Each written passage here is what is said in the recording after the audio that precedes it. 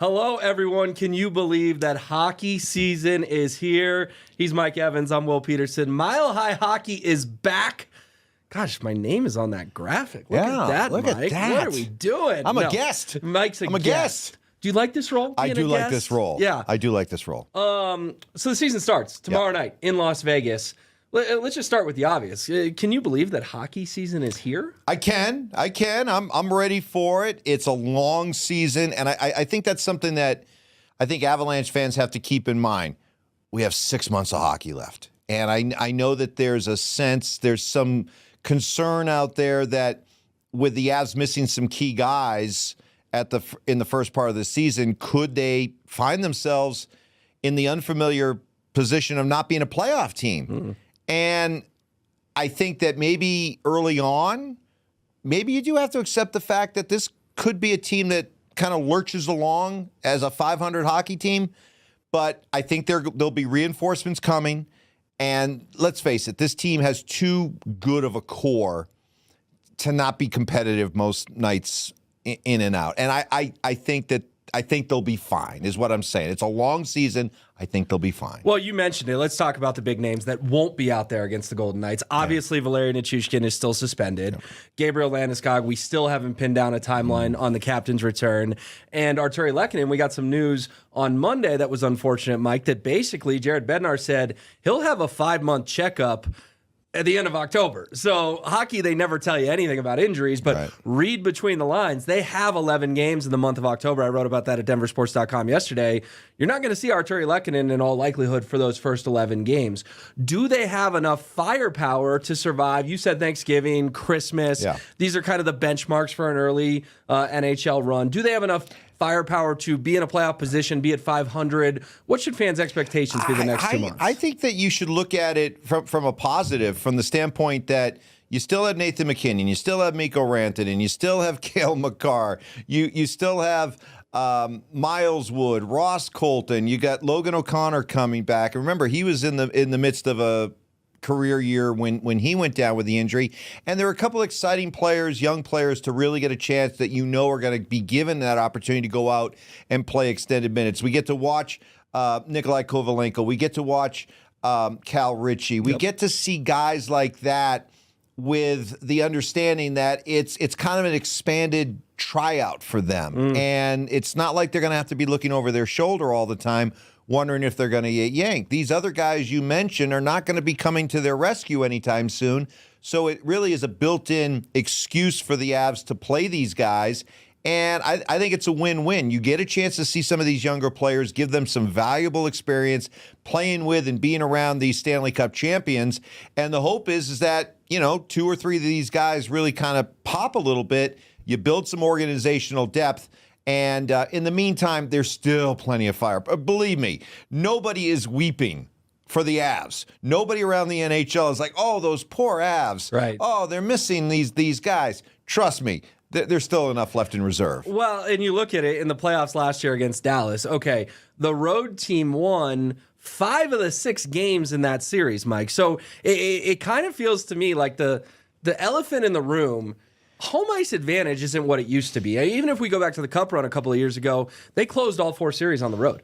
All 4 series on the way to their 3rd Stanley Cup were not won at Ball Arena. Had a chance to win the Cup at Ball Arena in Game 5, didn't do it. But I think what I'm saying it's much more important to get into the dance healthy than it is to, we got to go chase a Central Division title or a President's Trophy or anything like that. Just get in the dance and you'll have enough firepower, anything can happen. Well, I know we're talking about the Avalanche, but didn't we just kind of learn that with the Nuggets last year, that sometimes you get so caught up in the idea of this is the next game, I need to prepare to try to win the next game, that sometimes you lose sight of the bigger picture. And to me, once you have won a championship and you've learned what it means to win a championship, then suddenly where you're seated, do you have home ice? I don't think that matters as much as, are our guys healthy? Do we have the roster shaped and put together, constructed the way that we want for the playoffs? That matters more. And I understand where Avs fans are coming from. You're getting ready to sign up for a 6-month journey of hockey here. You want to feel like the games that you're watching on a Tuesday night in early November matter. In some ways they do, but in some ways they don't. All right, so let's get to the root of this then. If they are 500 at Christmas and Nichushkin is eligible to come back, I know the suspension ends in mid-November, but guys, he's not going to roll right on the ice the day it ends. Let's put Christmas as a timeline, maybe Thanksgiving, but they're 500. Here comes Gabe. Here comes Val. Arturi's getting worked back in.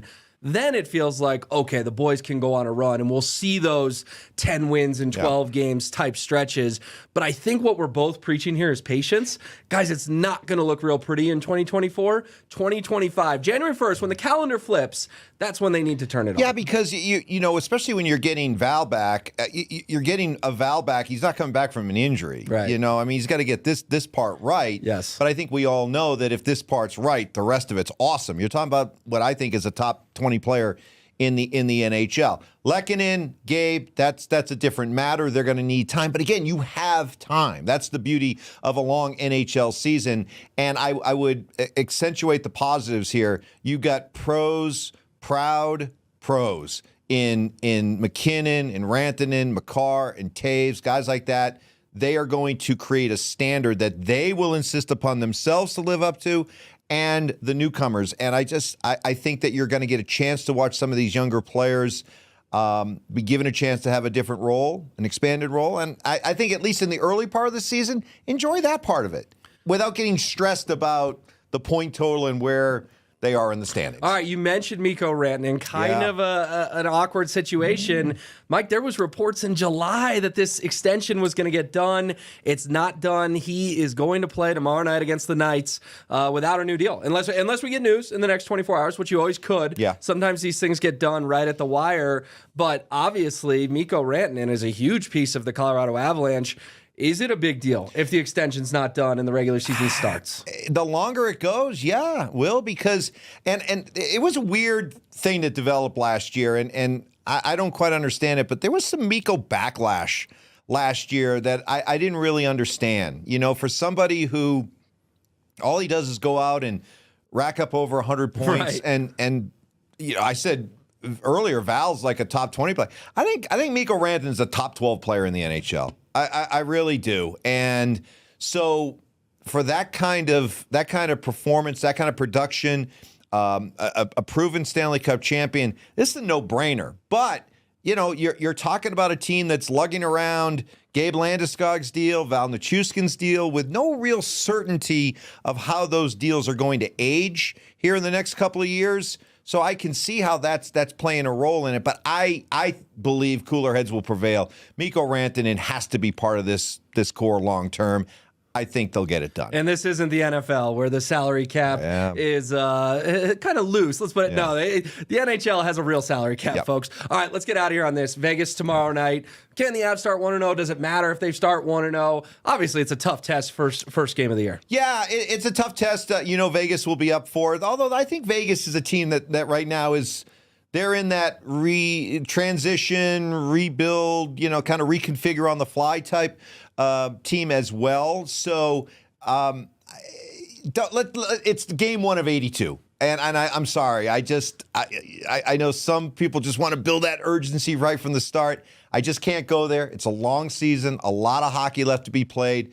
Let's sit back. Let's look how these new Avs look, how they fit together, and enjoy the ride without putting a whole lot of stress on the results early on. But it's the first of many. People are always it's the first game. You always want to win the first game, right? You're always going to overreact to the first game. Mike and I will be back on Thursday to break it all down. Appreciate you tuning into Mile High Hockey. Make sure you like, comment, subscribe, hit the notification bell on YouTube, and we will see you in a couple of days.